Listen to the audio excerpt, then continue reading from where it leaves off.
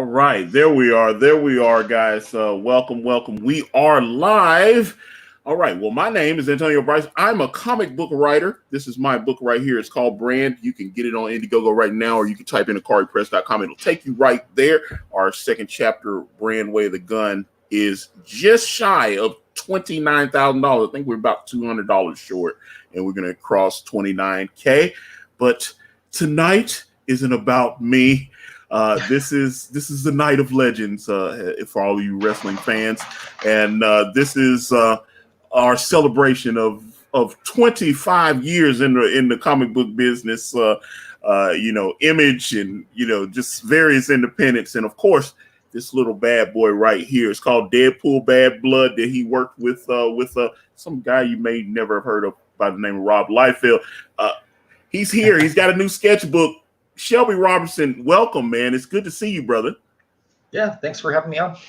Yeah, man, it's good. We have a little history. You and I, you did this little trading card here for, which I still have the original art for nice. Our brand campaign. I've been sending those out to our backers. But man, it's good to see you, brother. Welcome, yeah, and I see your sketchbook, and looks like you're doing all right, man. But let's get into it, man. Let's go back to a young Shelbs. Let's go back and how long? So, like, I always wonder when I talk to different artists and stuff. You hear them say, "Oh man, I was drawing at like 3 and 4 or 5 years old or whatever," and all this stuff. Mm-hmm. Was it always in you, or did you just, when did you like start like reading comics and all that and drawing? And when I was really young, I was actually more into, I remember very well, like science fiction films and stuff like that. Like even when I was little, like 5, 6, I was always into the genre, like monsters and all that. And I remember up in the Bay Area, there was this thing called I couldn't tell you what day because I didn't know days of the week back then, but it was called Creature Feature, and they would show like the early Godzilla movies and all that, King Kong and all that. So I think that was what probably sparked my interest. And I remember going to a local barber shop, and that was my first exposure to comic books. Was when I would go get my hair cut, he let me take one home, and I still remember the books. I remember the original Shogun Warriors books. I remember the original Godzilla books. So it's back then, Micronauts, the Michael Golden stuff. Oh, wow. Okay. And so that was my first exposure to comic books as a thing that they exist. And so yeah, I just remember sometimes he'd let me take one, sometimes maybe not. I don't really recall, but I remember there were instances where he let me take one home and all that. So, and I would trace them, dude. When I was little, I would I would get my number 2 and trace them, or try to put paper I could see through and try to draw, the Godzilla roaring and that. And it was pretty horrible. Marvel's artist back then on that book was just not really doing the big guy right. Okay. So like I'm doing a little research, I saw, you happen to have a Wikipedia page. You've been around enough where you have a Wikipedia page. Everybody doesn't have one, but you do. And it said that you there was like a British magazine when you were like 15, and then like you ended up meeting Rob Liefeld when you were 17 and all that. I'm like kind of go into that whole deal. It all kind of meshes together. So when I was either 14 or 15 at the time, there was a British aeronautic company called what are they called? Aeros, Worldwide Aeros. My paychecks all said Worldwide Aeros. And what happened was my boss at the time, they were stationed out in the Atwater Airport, just the offices, but they built all the blimps over in the UK, and then they also were manufacturing in India. And so he ended up going onto my high school campus. Like, I'm talking straight up, like He went in there, like walked onto campus, ended up in an art room, which was where I had one of my classes, and we had a lot of our work displayed in the class. And he, if I remember right, he was asking one of our instructors, "Oh, well, who did these ones up here?" There were some watercolor paintings and some aquatic stuff. I can't really recall exactly what they were, but he was really impressed. So he took some names of a few of us as students, and then he ended up coming back, and then ended up getting in trouble because he didn't like do none of the like office stops or none of that. He was recruiting. He was trying to get someone who wanted to do illustrations for an investor's handbook, is what it was. And so he ended up giving me his card, called him up, went down, and I just ended up basically working in the office there. So I was doing on-site training at the time. So I was 15. I was 15 and a half or something like that. I was doing on-site training in AutoCAD, and I don't even recall which version it was. I mean, it was brand new to me. So yeah, that was my first job in art. And then around the time that company folded, like the whole company folded. They had a from what I had heard, I went to work one day, it was all chained up. And what a coworker had told me is that there was a accident with the blimp overseas. And so I don't know, much more than that. So I got my last check. I got my last paycheck, mailed to my house and that. And then shortly after that is when I ended up working at Extreme, like very shortly, like a couple of months. I ended up living with Frega and, doing finishes for Rob and all that. So. All right. Well, let me do this right quick. So, okay. First of all, anybody, the audio from this will be added to my podcast. You can catch that at anchor.fm/Akari Press. If you want to catch that and stream and listen to this later, we will also be on iTunes, Spotify, and iHeart Radio, and we are also broadcasting live to our good friends over on Facebook at Planet EJOBN. If you are watching on another platform, you can go to youtube.com/Akari Press and get in there. Obviously, if you're on Facebook, drop a comment and get in there as well. We will try to, if you have questions for Shelby, we will try to get those in there as well. All right, so you're at Extreme Studios now. So, like, how easy was that? Because I was like, I can imagine that a lot of 17-year-olds are not getting published professionally in the comic book industry. Teenagers. I think that I might be wrong about this, but I think that myself and Andy Parks, I think we were the two youngest. Wow. We're the same age. We're the same age, I believe. So yeah, he was interning at the same time that I was in there. And let me ask you this. Yeah. There was a picture a couple weeks ago that Rob Liefeld tweeted out, and it was like he was like, hey, this is the old Extreme Studios. But I was looking, I didn't know if you were in there, because there was like, even Art T. Bear was in there, Frega was in there.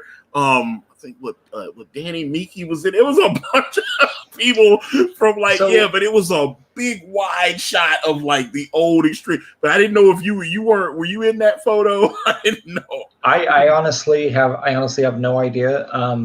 I know the studio kind of had a revolving door going on with it.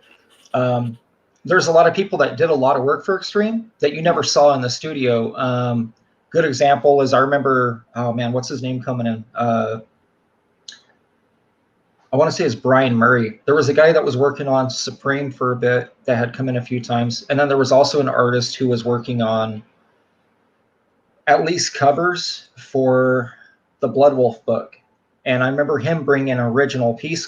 He came in with an original to get scanned, but I don't recall seeing him ever again. And the same thing with like Chappie Ape and Jeff Matsuda. They didn't work in studio. They were working from home. So a lot of the times, I think those photos is like, if you're in the right place at the right time, you'll get the inclusion. But a lot of us were not there for certain things. We'd take off. I mean, it's a 24-hour operation. It's not a 9-to-5er. So you can, when you're working, there was a lot of times we'd pull all-nighters and then not come in until 2 p.m. the next day. you know. Well, one thing I want to ask, so what is Rob Liefeld like? Because people, obviously he is, some people love him, some people don't love him. You guys are obviously cool because you team back up on this bad boy here.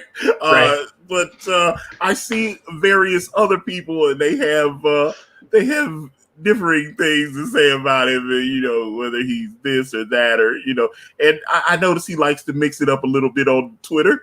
So I've always found it, but like I said, obviously you guys are still cordial. So what is it? I'm trying to say, how would you describe Rob Liefeld in a way that other people, maybe gives other people a different perspective on him that you have? I think, let me carefully word this. I think that everybody has a personal experience with Rob, professional or personal, but everyone has their own experience, and I think a lot of it has to do kind of like with who you are and what you do, partially. So yeah, like I there's different eras for me with him.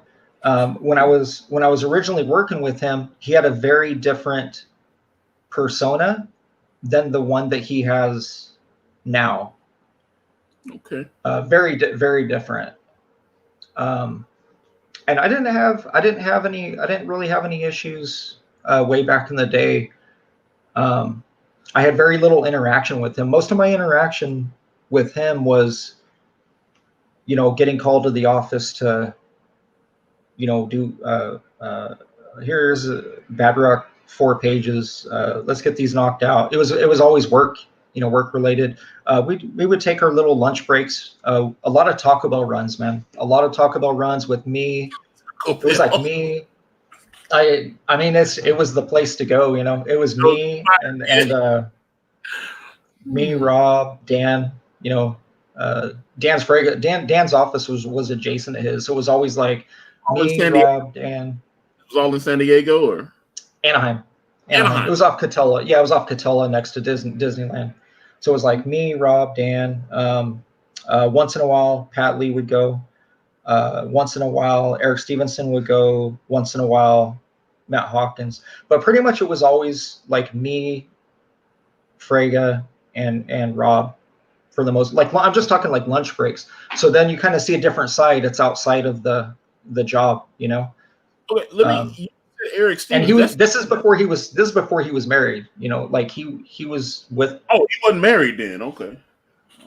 Or no. Yes, he was. Hold on, I mixed up my dates. Yes, he was married. No kids. It was prior kids. Yeah, so I mean that might have a little bit to do with the adjustments that he made. Social adjustments. You just mentioned Eric Stevenson. He was there. That's Eric Stevenson, the publisher of Image Comics today, right? That's. Yeah, he got to start with Rob. He was helping run. Even then. Yeah, he was writing. I mean, I would guess 3 or 4 books. That dude was in. He would get into his office because I could see him through the glass from my desk. He'd get in his office, shut the door, and he'd be in there for hours, like just no interaction with anyone. He'd just be in there, just typing, working on stuff, answering. He did a lot of the submissions. A lot of submissions would go straight to his desk. So he had a corner in his office where it was just like mad stacks of boxes. Like, I'm not kidding. Like all the way to the ceiling, like just subs. Anyone submitting to him, stuff like that. And then in the other corner, he had all his beta readers. He had stacked on the other end. It was a mess. His office was messy, dude. That's crazy. Yeah, he wasn't real.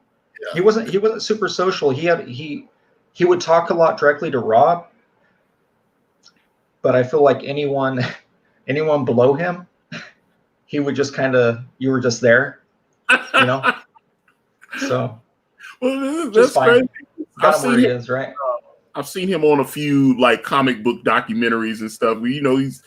publisher of Image Comics. I was like, when you said that name, I was like, wait, is that the Eric Stevenson that's the publisher? So you're going back like same years. guy. So he was there for a long while. 27 years, 27 at this point. Yeah, because 2 years. I think 2 years ago is when we did our 25th. In the ballpark. Yeah. That's crazy. Okay, and he's obviously still there now. So I mean, has a few more responsibilities than he did 27 years ago. And then Hawkins moved on to he's basically, Matt is pretty much top cow now. I mean, when Extreme went away, Matt went over to work with Silvestri.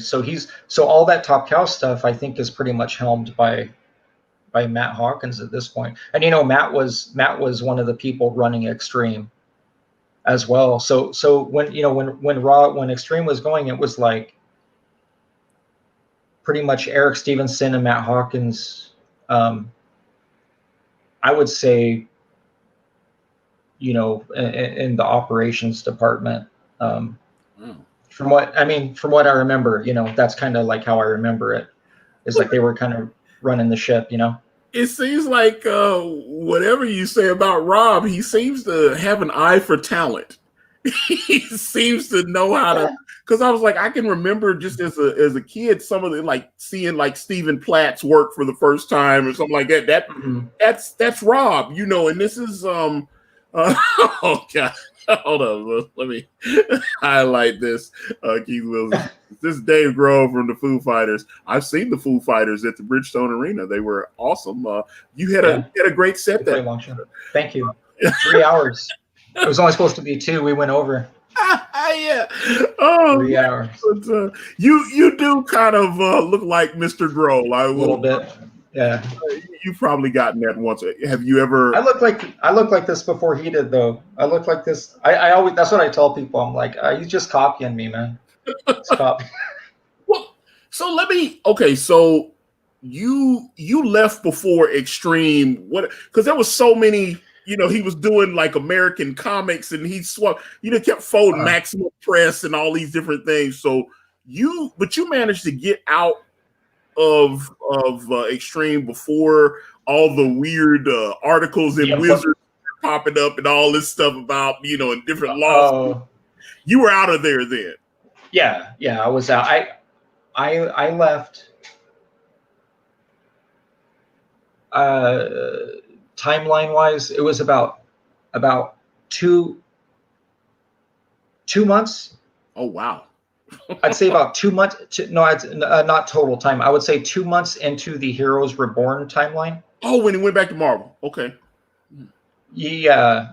No. When they got the properties to do their relaunch. Yeah, him and Jim Lee, they were doing Avengers and all that stuff and Fantastic Four. And that was kind of a weird time. So, that's about 2 months into that is when I left. Yeah, and I was still freelancing. I was just working. I was working from up Northern California instead of down south. I was still freelancing, but I wasn't getting as much work at all. And then I ended up actually getting it was within the year. I ended up getting an offer from Top Cow for an internship, but the pay was like not like the whole situation and the pay and stuff just wasn't. It wasn't even close to even what I remember Rob would have done for an intern. So I was like, nah, I'm not like starting at the bottom again, because I felt like I'd already kind of paid my dues with the published work and that. Yeah. So I just had no interest. At the time, I think it was Renee Geerlings, one of their editors, I think. So. Yeah. She had sent me a message and I was like, nah, I said, thank you. I was like, thank you so much. Realistically though, I was trying to get into Top Cow like way before Extreme. Oh wow! It's just the way that it worked out. Yeah. Big Silvestri fan, by the way. Yeah, I love Mark Silvestri. Big fan of his. And those are really my two. Yeah, it was I talked about it on Frega's show too, but Mark and Todd are the reasons why I decided to. Their styles excited me about art. I don't know another way to say it. It just made me like feel like I'd something I could do, like before like working professionally and all that. So. Well, somehow or another, you ended up meeting the acquaintance of some guy named Glenn Danzig, and you started doing work for him. How did that happen? Good old Glenn. So one of my buddies he worked at Extreme, Calvin Irving. He was working on the Chapel books, and during Extreme, I remember he was having some issues with deadlines. He had some personal stuff going, and so, I remember we were there pretty late one night, and he was asking me like, hey, like, I noticed we're talking about dynamics, like page dynamics. And I was just kind of showing him kind of the way I would do stuff. He showed me the script, and he's like, hey, would you, if I pay you, like, he pretty much he paid me to kind of ghost some layouts on it was like 17 pages of Chapel. And so I did it, just, the blue line stuff. And then he goes in and tweaks it however he wants. But I was like, yeah, man, I'll do it. And since then we were friends. And I don't really know what happened with him with Extreme. He wasn't producing a lot of work. And I believe he was living with his sister at the time. But he had hit me up. He hit me up out of nowhere and said, hey, man, just kind of a call out of the blue after I had already left Extreme. And he said, hey, man, I don't know if you heard, Glenn Danzig's doing this publishing company and he needs artists. I name dropped you because I think your dark style would work for it, this and that. And I was like, yeah, man, for sure. And then Glenn ended up calling me and sent me some scripts. It's funny because most of the work I did for Verotic for Glenn didn't, as far as I know, it never even came out. I got paid for most of it. He still has a balance due. I mean, I'm not going to lie about that, but he, there was some Satanica stuff that never came out. And there was a few other things. And then he was also utilizing me to do some inking stuff. Like there was some Bisley book, like a Simon Bisley book. Love that. Yeah, but I was like told, like, don't sign it. Like he didn't want me to sign the work. And I was like, okay. And this is before we were scanning stuff. This is before we were scanning stuff and sending files. This is when you would send this, this big ass box, a FedEx box of originals, just this fatty stack, and you're sending these originals off to them, hoping that they don't get lost in the mail, because then the whole book's, gone for good. Ooh, yeah. Which, I mean, that kind of stuff has happened. There's stories about that with artists where, they've lost a 3-inch stack of originals because of FedEx or UPS misplacing or delivering it to the wrong place. Yeah. Yeah. Well, that's a 90s. That's a 90s problem. That doesn't, how it is now. Now you scan it, you just scan it, Dropbox it. Hey, you got the whole file. Good. We're good. Okay. Yeah, I've heard some of those kind of horror stories. I have to confess, I am glad that we don't have to deal with that as I'm in the process of making my comics. We get the art, shoot it off to the tourist, and it gets loaded in the Dropbox, and I'm like, okay, let's move on to the next page. Yeah. And then, it's just a lot simpler. But at the same point in time, I'm a art whore. I like collecting original art pages and stuff, which I remember a couple years ago, you and I were talking on Instagram, and you were showing me you had a bunch of stuff from Deadpool Bad Blood that, your ink work and stuff that you were doing. I mean, a lot of the older, older pages and that. Mm-hmm. Yeah. So I was like, it must be nice. Because there's so many artists that are digital. It's like a lot of the artists I follow on Instagram, or they just do digital stuff. You still do a lot of traditional work, and that's I'll color in the computer, man. That's it. I don't really like to, we have iPads. I just don't like it. It's not. It doesn't have that organic feel to it for me.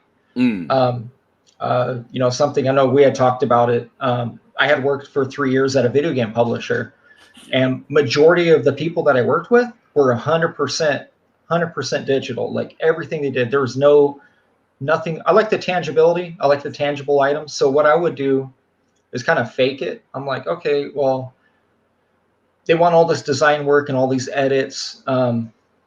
helmet designs. It doesn't matter what it is, whatever the company needs. You're not emotionally attached, so there's going to be edits left and right on everything, right?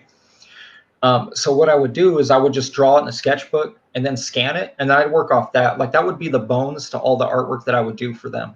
There was always something tangible for the base of what I'm supplying them with.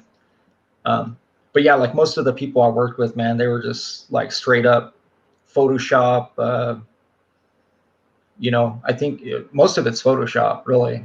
There was another program that was going around the studio for a while there called, I don't even know if it's even published anymore. It's called Artrage. It's a product. Yeah. So if you Google it, you might be able to find it, but it was called Artrage, and it was like this $30 drawing program, and kind of reminds me of Clip, like a little bit like Clip Studio.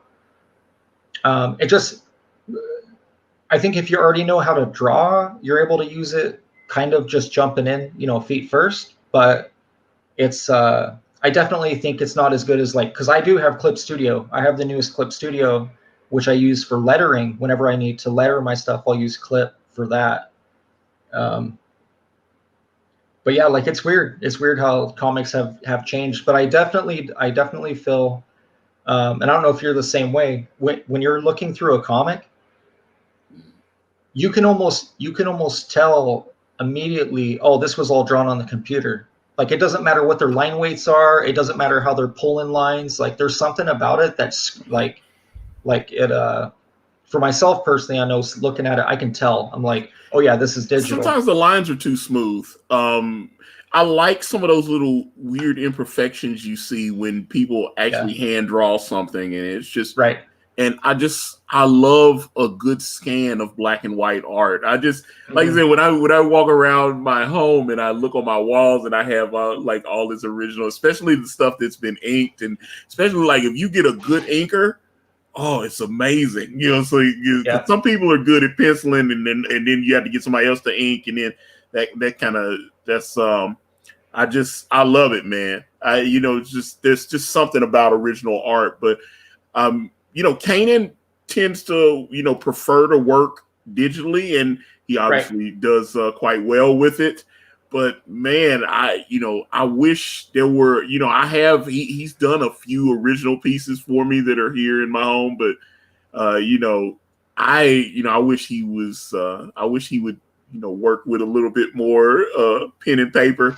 Because my God, he's done like some incredible stuff, and it's just. But that's one thing. Like I remember, you did that Dark Santana trading card for us, and you sent me the art, and I was like, when I got it, I was just like, original art. I love it. Yeah, I just love it, man. It's like the original. Oh, Dragon Smith said he the big dog here in these chats. Okay, well we don't want no smoke, Dragon Smith. I promise you. But thank you for being here, though. Appreciate you.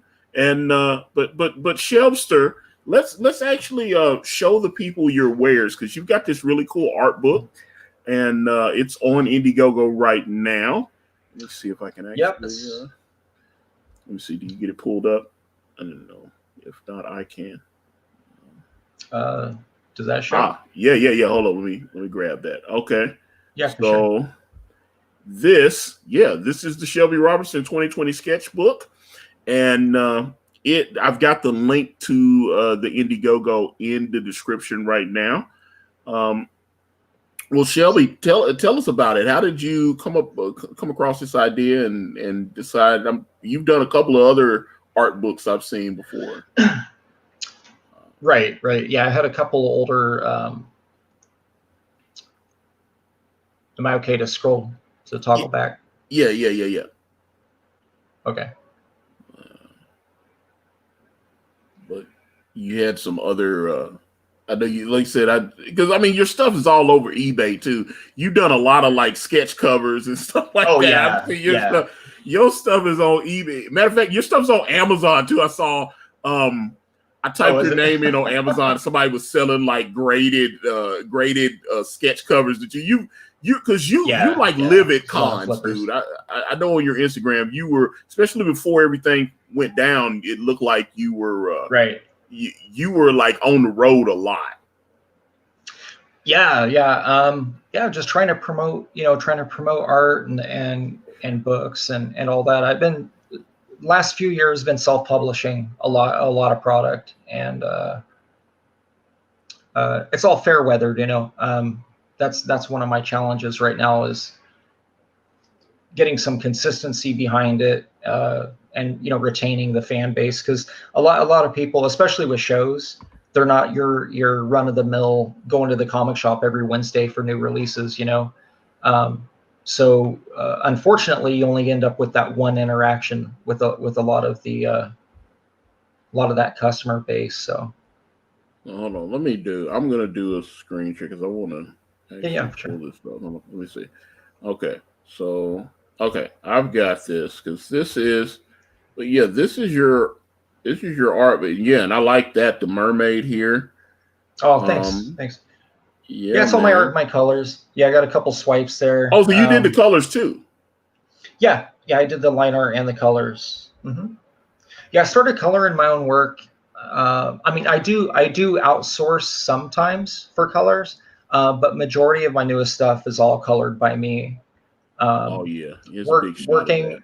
Working for those years at the video game company, they required us to do all of our own digital paintings, digital finishes, things like that. So this is actually a really nice color job here. Oh, thanks. Yeah, well, trust me, I mean, I tested out a couple of different colors and all this kind of, so trust me, I sometimes you get art samples in and you be like, okay, you're a nice guy. Right. I don't think this is gonna, and just because and I get it, people are like, hey, Antonio, I'm a colorist. Can I send you some samples?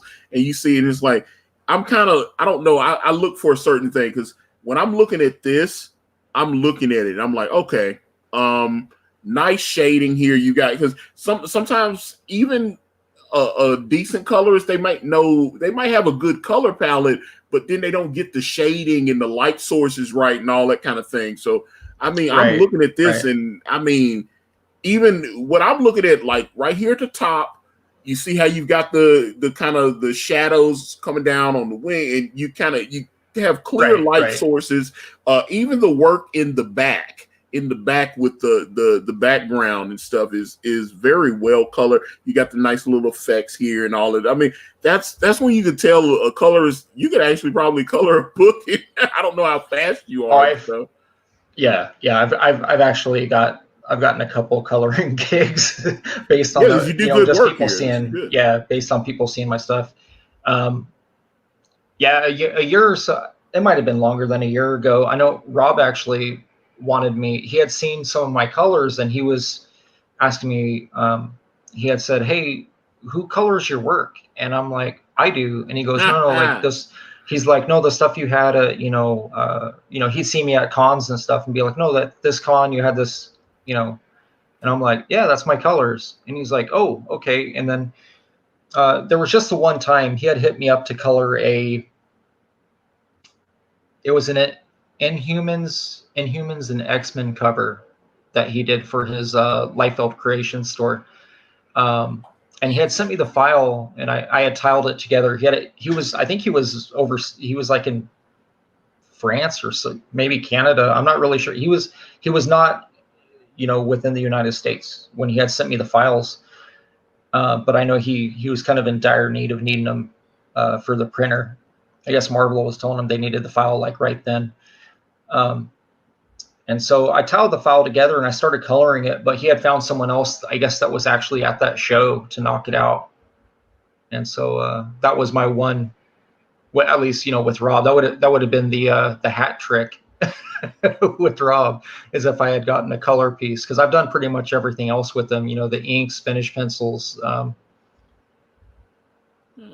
the employment side back in the day.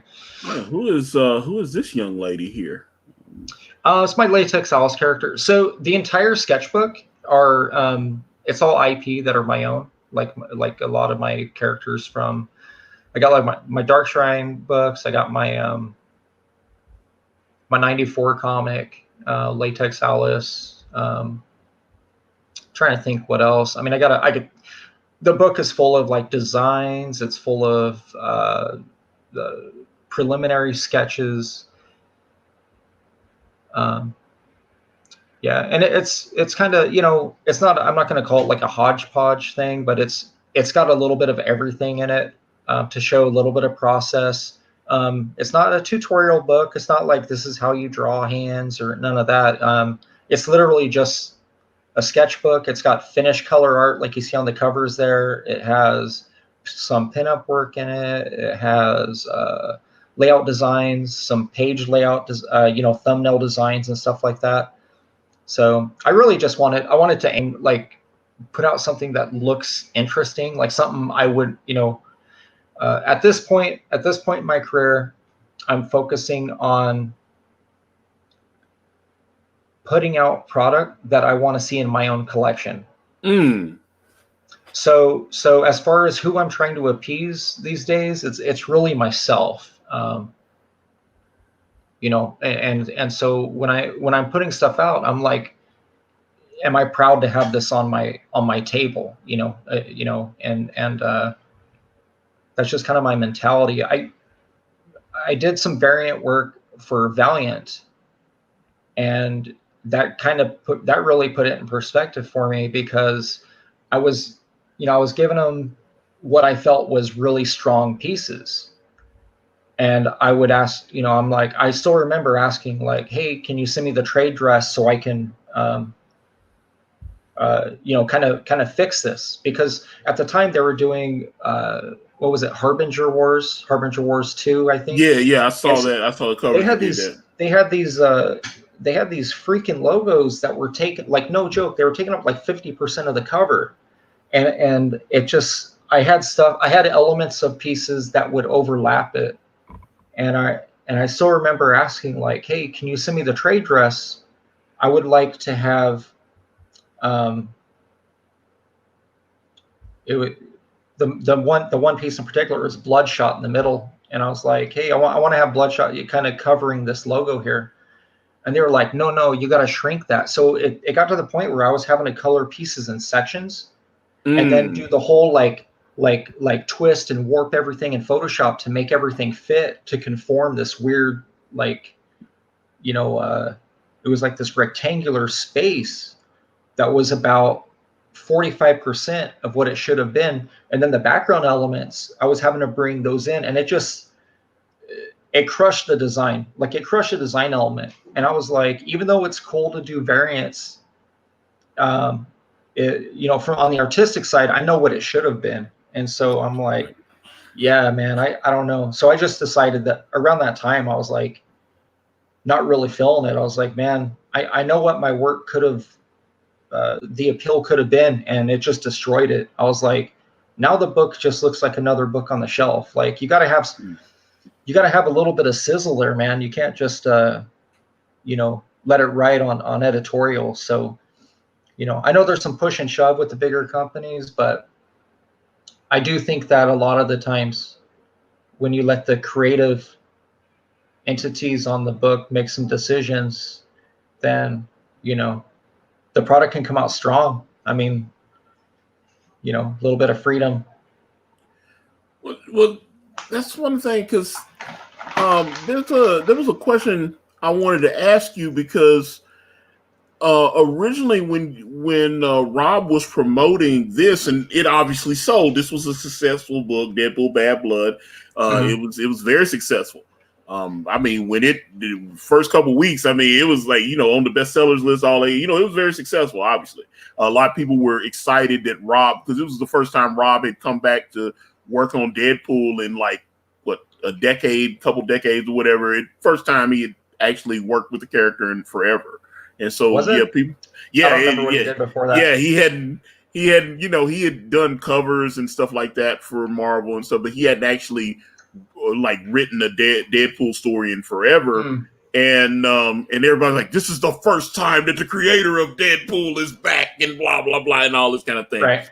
So there were all kind of articles. I kept saying it right. So this was a hit, and then Rob said that there was going to be a sequel called Deadpool Bad Blood, and then things started happening, and then he did the Major X thing, and then he said some stuff about getting a lawyer, and Marvel would, and next thing you know, he just went his way, and I see he's got the G.I. Joe Snake Eyes thing, which appears to be a big hit.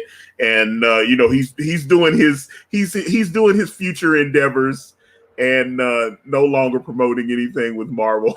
I don't think, but I don't really know what happened there. I know I had received 4 pages. I think sorry, 6 of the Batter Blood book. Like wait, I'm talking like over a year ago. I mean, maybe 2 years ago. Yeah, it was about 2 years ago. That's what I was thinking. It was right after that. Yeah, it was right after that, and then just nothing. We don't talk shop. He hits me up when he's got work to do. That's it. So I have no idea, and I don't follow closely enough to catch like what's going on, with behind the scenes. Like, I don't know, like a lot of these people don't have a lot of openness about, like, it's all like kind of tongue in cheek. And I'm like, oh, if you're in the in crowd, I guess but I'm not one of the in crowd, I guess. Like, I kind of just. Well, yeah, the reason, generally is because I'm specifically mentioning like Major X. Major X sold very well. It was a big hit. So you would expect that there was going to be a follow-up to Major X, and then obviously some things happen, and doesn't look like we're going to get another Major X. But Major X was a huge hit. Deadpool Bad Blood was a huge hit. So I was saying, oh wow, I was like, I know Shelby worked on Deadpool Bad Blood, so when he had mentioned Batter Blood, I was expecting, what you just said, you have a couple pages from it. Yeah, so. To me, from what I've seen on it, it looked like a direct follow-up to the Bad Blood. It looked like a direct follow-up to it, like you could conjoin them, as twins. So I don't really know. I have no idea. Well, this was a fun story, so I was kind of hoping, that we would get a follow-up to it. It took me back to like 1991, Right. I was like 16 again, and I was like, oh, those were the pages. Yeah, those were the pages that, and he did delegate. A lot of the inks in there were also Adelso Corona was doing a lot of inks in there too. And Merritt Michaels. He did a few. Yeah, I believe. He did a few. Yeah. Okay. Yeah. There was a sequence. There was an X-Force sequence that I know I ended up with 5 or 6 pages of, and they were pretty cool. Like with Warpath and Shatterstar, and they were fighting the Mutant Liberation Front, and that. And those pages were cool because, same thing. Like, even inking them up, I'm looking at them like, man, I remember this. You know what I mean? Like, it's like you remember, like, I was like, so I didn't really feel like I'd ever kind of see, yet alone working on it, but I didn't really feel like I'd ever see that in person again. Like, oh, this is that character, and I was never good with the names because I know there was a bunch of them. There was a bunch of them, man. Like the Mutant Liberation Front, besides Sauron, you had like Blob and Sauron and Toad or whoever, but there was a few other ones that Rob introduced that they didn't, I don't feel like they really dove into them. Yeah, it's like back in the day with was it Gideon? Like, no, they didn't. As far as I remember, they didn't really do much with Gideon after. A lot of those characters are kind of seen like they're just Rob characters, and like when Rob's doing stuff for them, they all of a sudden those characters are prominent, and then if Rob goes off and does something else, then I don't see them anymore. It's like, because Gideon, they even used Gideon. There was a Night Thrasher miniseries from like 20-something. I think Fabian Nasienza wrote it, and they used, I think it was called Force or something like that. And they used Gideon in the Night Thrasher miniseries. So I was like, that was a long, but he was obviously the collaborator with Rob on the X-Force title and all that. So so they were, using those characters. But there's a story I've been wanting to ask you for a while. Okay, because I heard that you were actually a fly on the wall, in the room, if you will, when Alan Moore called Rob Liefeld. And it ended up being what was an Eisner winning run on Supreme. Is this true? Were you actually around when this particular now infamous phone call to Rob Liefeld happened? Is this true? Yeah, I was there. I remember that. Yeah. I was sitting on his couch. Oh, okay. Yeah. He got it on speakerphone. I remember that. Okay. So, like I said, Alan Moore ended up winning this is some of the best Superman. Anybody that loves Superman should read Alan Moore's Supreme. Like I said, it won Eisner Award. This is a love letter to the Man of Steel. And okay, so you were there when this phone call happened. Yeah. What was that like? Yeah. What was, because I love Alan Moore.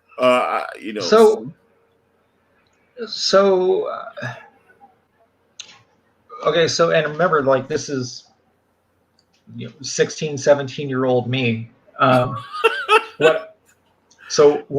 I remember was I remember sitting next to Matt Hawkins. I remember Eric Stevenson was there. I know Frago was there at least for a bit. He might have ran out, but it was a closed door thing. And I do remember it wasn't just Supreme though. There was some stuff that they were talking about with Maximum Press. It wasn't even Image. It was Maximum Press stuff. He wrote some Glory. He did like a Glory Violator. It was he wrote. Yeah, he's got all kind of stuff that Alan wrote when he was old. But I was particularly interested in that Supreme stuff because his Supreme was. That's super. It was clearly Superman, but I was like, oh yeah, a lot of his. I feel like a lot of his. The latter, the non big two works are pretty much reworkings of really cool ideas that maybe he had for other properties that maybe they didn't want to go with. So no, you're absolutely right. But that just goes to show that they don't always have the best interest of what what they should have done with their, they're trying to play safe, they're playing the line. They don't want to gamble. And it's like, well, you probably should have, because those were pretty cool. Yeah. Like I said, that stuff still, it's sold well. And obviously, like I said, won Eisner Award. It's, that's why I say, love Liefeld or hate him. It just seems like he's there. You can't talk about comics, at least within the last 40 years, and he has an indelible stamp over the last, like, say, 35, 40 years in professional comics. So, the things that people love about modern comics, the things that people hate about, like the variant covers, the foil, the art style that he has that has influenced so many people. That's. Whatever, but I'm a big Liefeld fanboy. So I'm gonna tell you this, and you'll probably notice. So right around the same time as that Bad Blood book, he was also sending me pages for the newest one that's already they stopped putting it out around issue 11 or 12, but the newest and last version of Youngblood that Image did. He was doing covers. If you weren't cracking that book, you wouldn't see he was doing these little 3 and 4 page backups in the back for Berserkers. And I was doing the inks on those. Okay. Oh, wow. Not every book has it, but I think like every other book had a 3 or a 4 page deal going on. And something that I told Rob even, I was like, hey, so something I'm noticing with your work. And I wasn't trying to, stroke him, but I was like, hey man, like your work's getting better. I said it's, there's other people who are in the industry that they peaked and they're just kind of floating now, right? Like they kind of peaked and they're not really pushing to become a better artist, but the ones who are, it's funny, they don't really seem to get the recognition now because the fan base is so different now from what they had.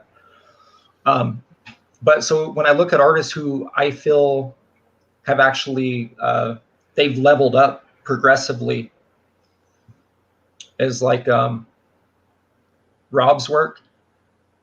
Rob's work in that Bad Blood book was, I think, his best work. Oh wow! And I'm not trying to make a joke about this, but he was drawing hands and feet throughout that whole book. There wasn't a page, and I told him this. I said, dude, like every page that I have, I said, are you trying to shut down? Because like a lot of people are like, oh, he doesn't know how to draw they hands make and videos. Feet, right? They just rag on him on YouTube and Instagram. Right. And so, yeah, but there was not one single page that I inked that I can't tell you he didn't draw. It was almost like he was doing it on purpose. And I asked him that. I said, are you doing this to try to shut it down? He goes, there ain't no shutting it down. Once people start, they don't stop. I was like, oh, okay, that makes sense. But I thought maybe he was doing it on purpose to like kind of shut people down. You know what I mean? Like, oh, I'm gonna be a completionist. All my stuff looks complete now. I'm not using smoke to hide the feet. I'm not doing every hand as a fist. Like he was actually drawing the stuff going on, right? And but I it was just something I noticed, No, you're not the only one that said, I actually think he's a better artist now. But one thing I have said when I critique the modern Liefeld stuff, it doesn't quite seem to have that. Whatever, I've looked back at some of that old stuff from like 30 some odd years ago, and I go, okay, well, this probably wasn't as good. But like 14-year-old me was like, oh my God, and just loved it, and it was freaking out. But then I look at it now and I go, oh, okay, I see, I understand why people kind of rag on him. So, but he does, and he's clearly a more polished artist now, but it seems like some of the energy is not in some of the pieces now. It seems like he picks like safer poses and stuff. It's the anatomy. You're picking up on what I picked up on that I told him too. He's streamlined his anatomy now to where it's there's a consistency that he's hitting now. I feel, I'm just talking from my well, I mean, you're the pro. I'm just saying from my own personal. So back in the day, he would draw Juggernaut the size of a building, and he'd have 5 of the X-Men hanging off of him barely and shooting at him and this and that, right? And now he draws him more correct. If you were to put action figures next to each other, that's kind of what you're getting now. Is he's scaled everything back to the degree where you don't have that insane. It's more realistic, definitely. Closer, it's closer to realistic standard for today, and I don't think that's really bad. But you're right, it's different. It's different, and it does kind of kill. It does kind of kill a little bit of the energy is definitely missing. But I say that because that had to do with the forced perspectives and stuff. Right. So it's like you said, it's like going with the safe shot instead of the in your face, because he did a couple of variants for DC that I saw last year, and one of them was a Superman, and he picked back in the day. I know young Rob Liefeld, he would have made Superman like laser popping out his eyes, doing all he would have done all, and this is like very safe, and and I was like, okay. So I was a little surprised. I was like, man, his stuff used to just pop out. Whether you thought it was good or crap, there was definitely energy, and I understood why the kids liked it. I was a kid and I loved it, and now I see it now, and I was like, I still love Rob, but the art, I feel like he let the critics get in his head a little bit. I think, like I said, I've seen YouTubers like Comics Tropes. Yeah. I don't know if you've ever watched that Comics Tropes YouTube channel where he actually he did a whole video on Rob talking about why he's a bad artist and all this kind of stuff. And I was just like, and I mean, it got views. I mean, it was thousands and thousands of views. So he was just like trying to bury Rob, and I'm sure he had no ill intent, but I was like, oh my God, he just like was really going in. It was crazy. But I like this comment from Dragonsmith. He said he gained consistency, but at the cost of artistic freedom. Well, I would say to that, I would say to that, just create your own stuff and draw your own stuff, and then you can do whatever you want, as opposed to working for other people and everything. Oh yeah. Yeah. Man, Joe Madureira, I love his. I would love to talk to him. I'm a big fan. This like all this like seeing like I saw your work when I was a kid and saw Frager's stuff, and like I mentioned Stephen Platt and Liefeld, McFarlane, Silvestri, Jim Lee, Eric Larson, and just so many different Ron Garney. It's like just big fans of even your work's been compared a lot to Michael Turner. Did you ever meet Michael Turner? So twice.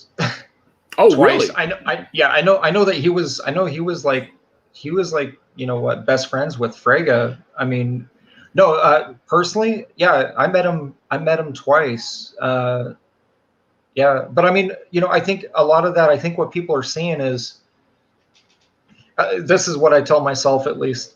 I come from a serious, as far as my style, my influences, I come from a serious artist and a quirky artist. I come from Mark as far as details, and I come from Todd as far as dynamic. I like to think that I do, even if it doesn't come through. So I think maybe it's a little bit of that mixture that kind of comes off kind of like Mike's, like Turner stuff, because Turner stuff was always more, it felt more fun than Mark's, because Mark's stuff was always very serious and dark. And Turner stuff was more, it seemed like if Mark was to clean up his act and like just go very clean and soft, like it had a softer element to it. When Mark stuff was jaggedy, Turner stuff seemed a little more, like a lot more finesse in it than what Mark does. So I think that might be it, is that I have a little bit of that, that quirkiness that, Todd used to throw into his work. That might be it, but who knows? Too much anime. I don't know. Okay, well, let me ask you that, because I love anime too. What are you into as far as anime? Oh, dude, I'm old, man. I like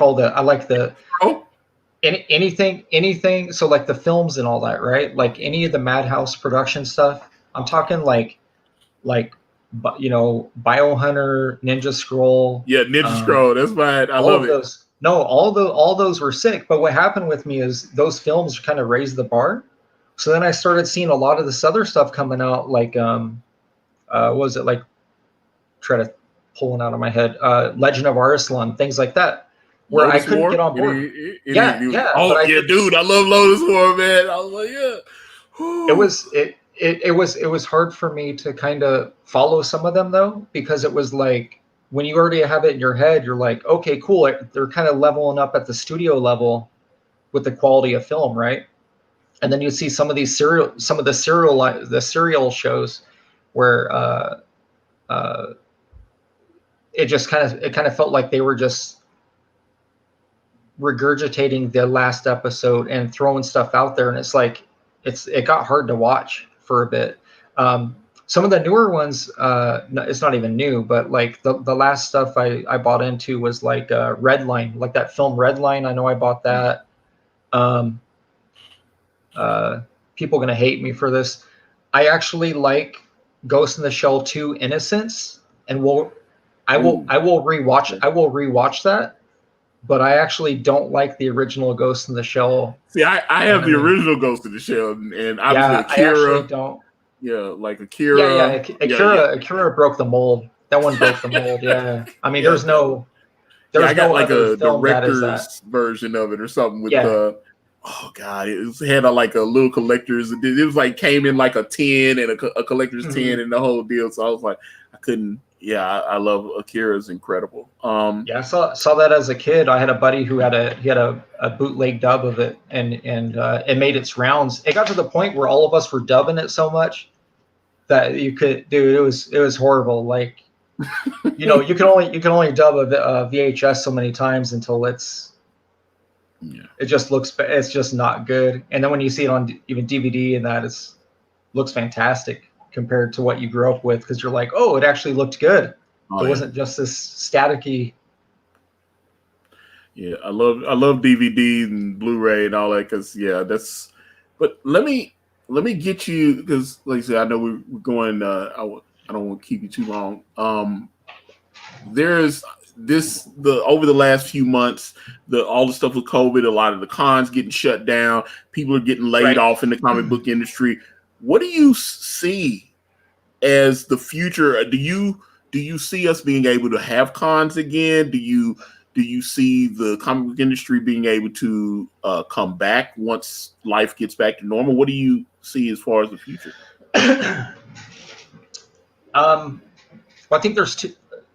I think there's two things that you're asking me. So I have a personal idea of what I would like, and then there's a realistic side of me that kind of feels that I know what's going to happen with it. I think the number of shows is going to go. Yeah, conventions will come back. Absolutely. Like this, COVID isn't forever, right? Not gonna yeah, no, it's there's no way like this can't sustain the way things are. So what I think is going to happen is, I think a lot of the smaller events, the mid-level and the smaller events, I think are going to continue, because they weren't breaking the bank. I know that a lot of the larger shows are they're run by investment groups and things like that, and I really wouldn't be surprised if a lot of them just call it quits. Ooh. Because you got to remember though, so a lot of Comic Cons that I grew up with before it became like a huge money business, maker, yes, they're run by people who love the craft. They could tell you the last 10 books that John Byrne drew. They could tell you these things. Owners now, there's a very select number of owners now who could tell you the last thing that Jim Lee was on. They don't even know what's a Jim Lee. They don't even know who it is. Oh, maybe we should get him to do the show. Like, you know what I mean? Like, they have no idea. So those are the ones that I think are gonna just kick the bucket. I think they're gonna disappear. If they have one more outing, two more outings, and their shows just don't perform, I think they're gonna call it. But I think the mid-level showrunners, the smaller showrunners, I think they're going to be fine. Whether or not fans migrate to those shows is another story. Probably not, because they don't have the advertising strength that the larger shows have. They don't have the visibility. So probably not. Well, it's interesting you say that, because I've heard some pros talk about how things were like when Wizard magazine was still like, I used to get Wizard every month. It's like that used to be, they had a top 10 list of writers, top 10 list of artists, and you'd see different people. You'd see Jim Lee there, you'd see Ethan Van Sciver, Todd McFarlane, you'd see all these different artists in there, and the different writers. You'd see like Mark Bagley, and not Brian Michael Bendis and stuff. You'd see these different people on these lists. They rotate out every month. yeah. And then you hear, I've seen some of them like do interviews on YouTube and stuff, and they talk about how as Wizard started to decline, and they, when they go to cons, it shifted, and cons became, especially San Diego Comic-Con is very commercialized. It seems like, the new Star Wars cast is coming to, they're doing the rollouts for movies and stuff. It's not so much about actual comic books anymore. Yeah, I understand the draw. I understand the draw from a fan standpoint, but as an artist, I'm not on board, man. Like, I'm just not. I haven't been. I remember the last time that I knew shows were done. I knew that the life of shows was done as far as what they were. I mean, they evolved. They turned into, you can't deny it. You can't go to a show and just say, they look at the poll. It's not the talent of the people who are putting the product out that's the gold mine of what made this film possible. It's more about who acted in it, right?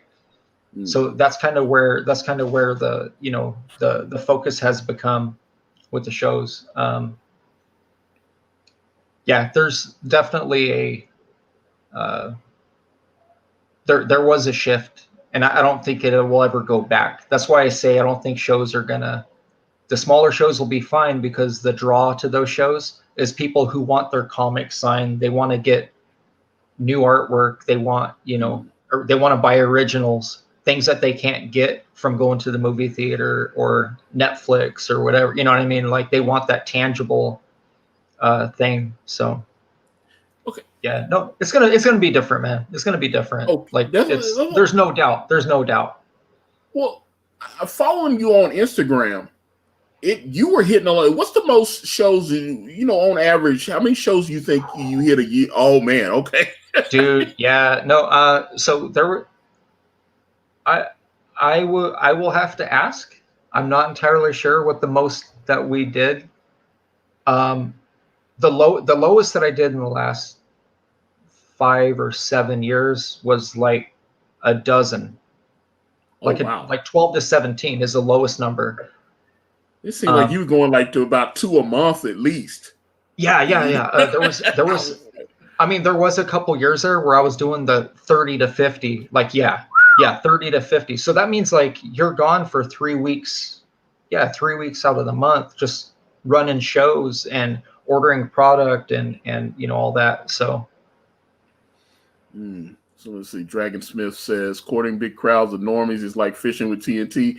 You rake it in short term, but at the price of destroying the sustainability of the market long term. Yeah, well, that's the thing. I like some of these big shows like Dragon Con and stuff. Yeah, and I was like, did you ever go to Dragon Con?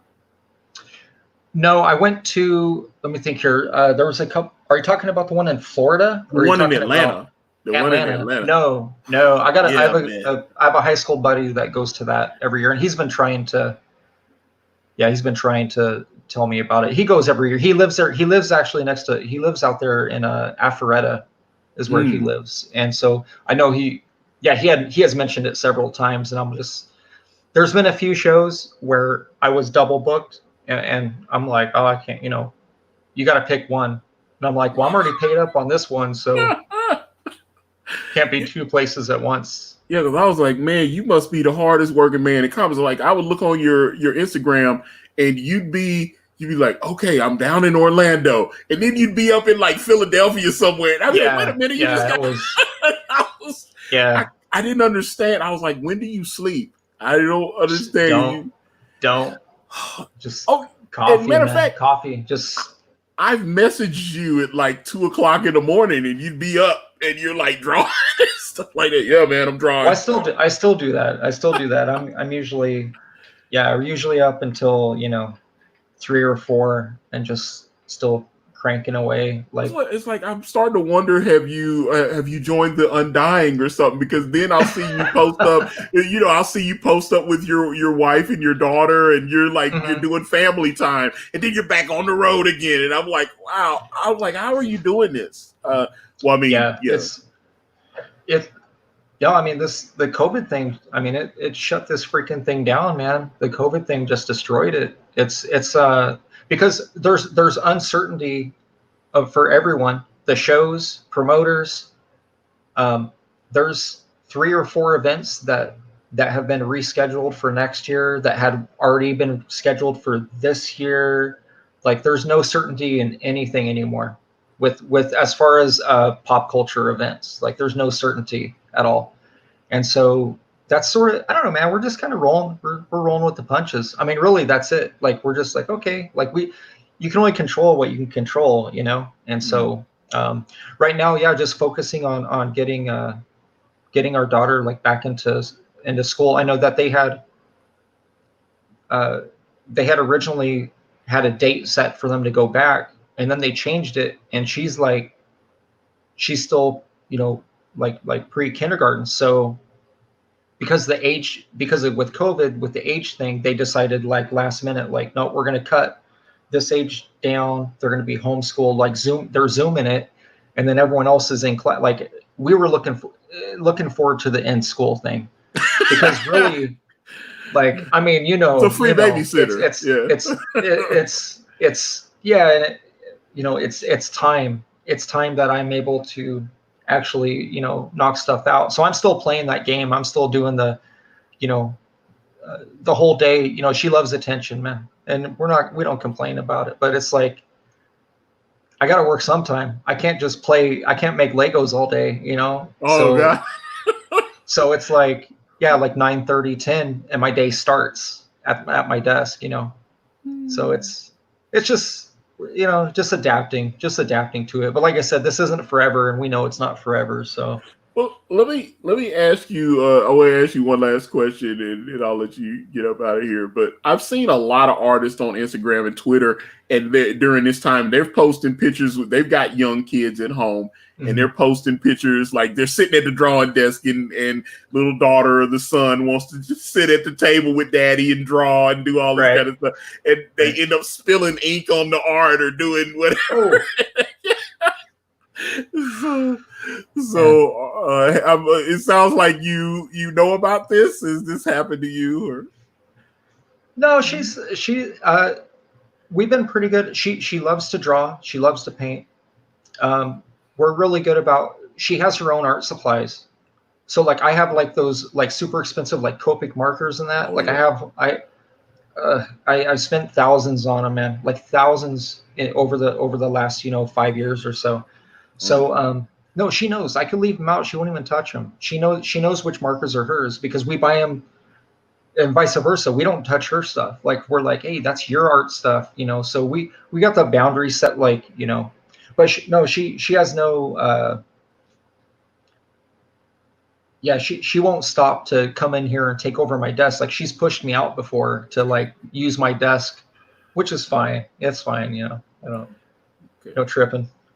We're like, okay, I guess that I'm like, well, I'm going to go get a coffee. She just took my desk. We think it's funny. I'm like, okay, I mean, at least she's being productive, right? Like, so another thing I've noticed with you is you're a big foodie. You're always posting pictures of food.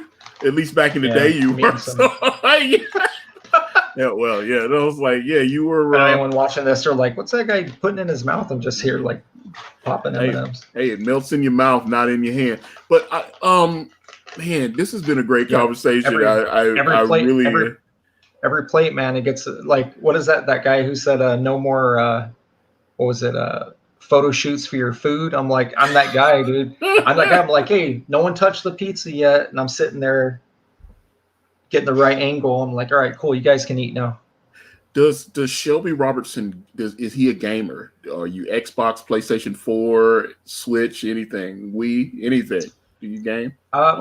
So when I do, PS4, yeah, PS4. I'm a big fan. Xbox, baby, Xbox. Yeah. I'm a big fan of. I used to be really big into like MLB The Show and the NHL games and that.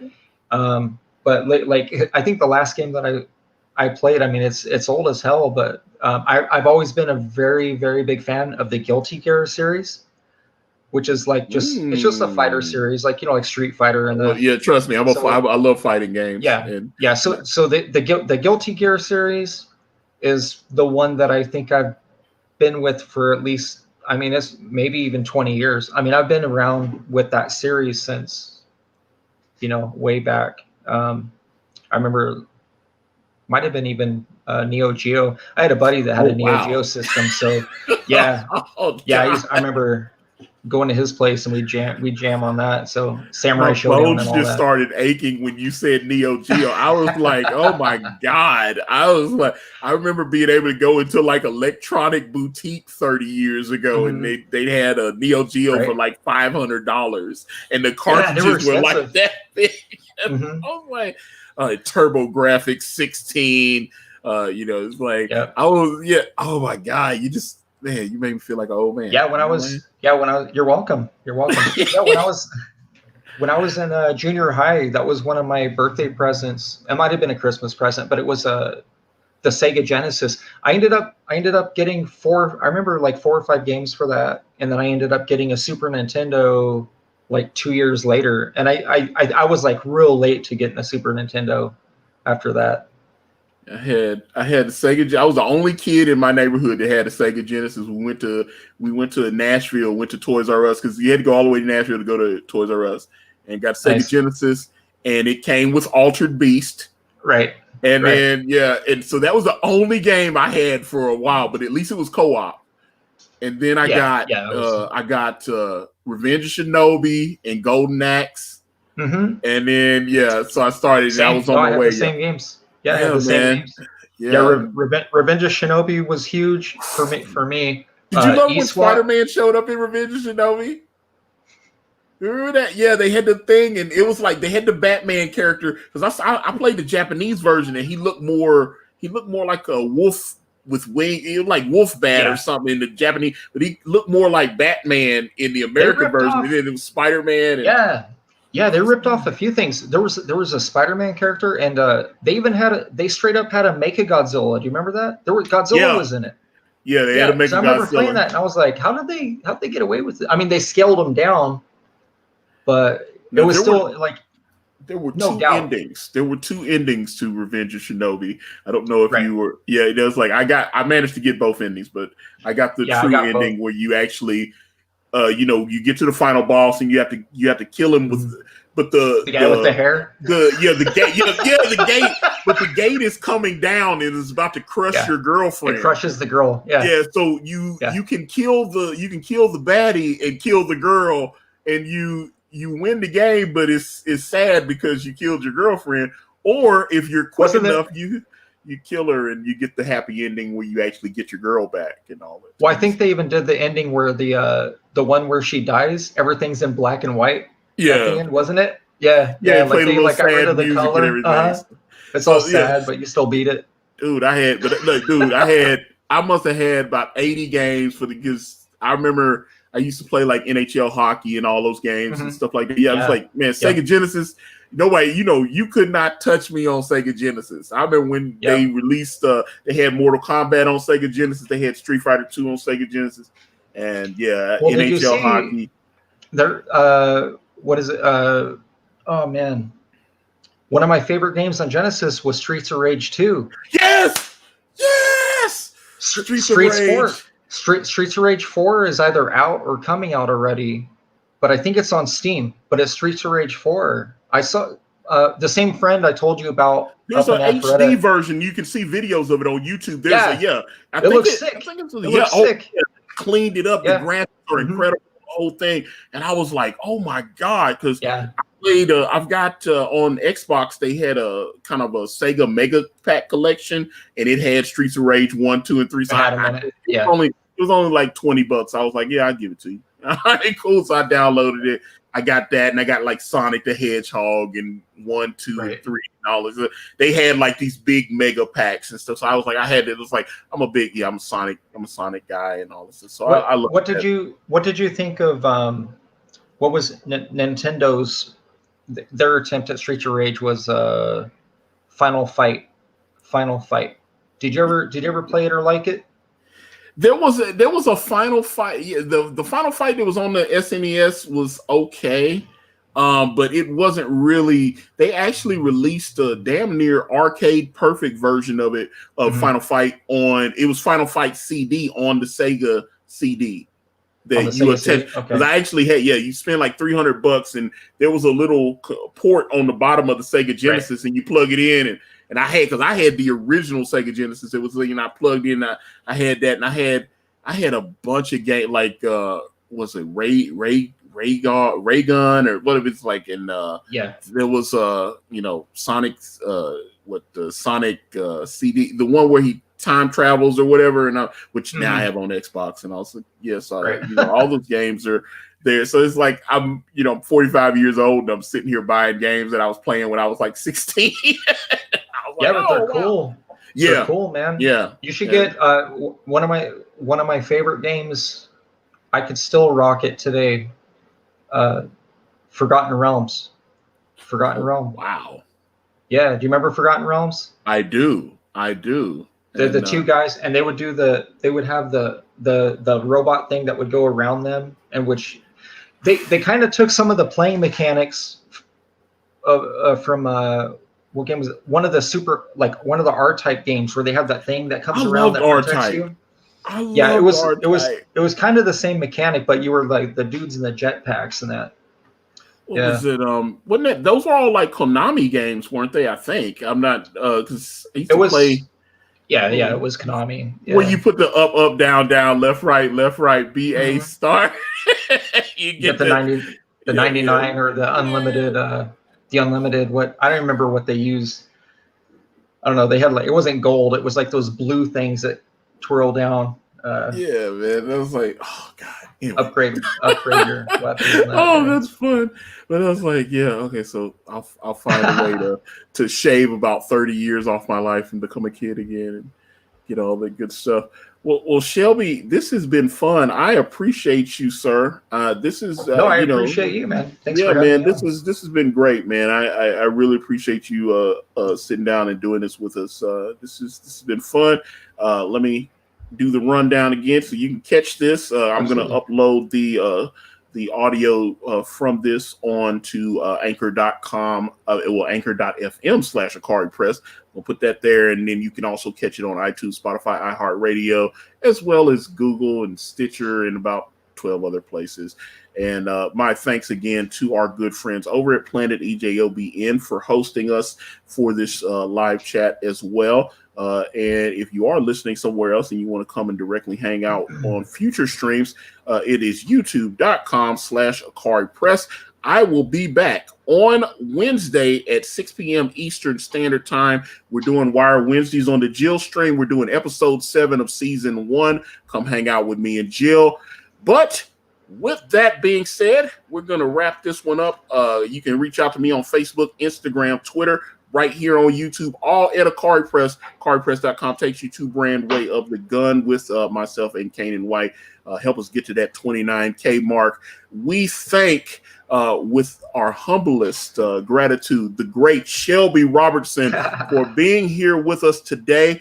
Please go and check out the link that I have in the description for Shelby's sketchbook. You can go to americandiscord.com as well and hang out with Shelby. What's your social media, Shelby, where they can follow you and all that good stuff?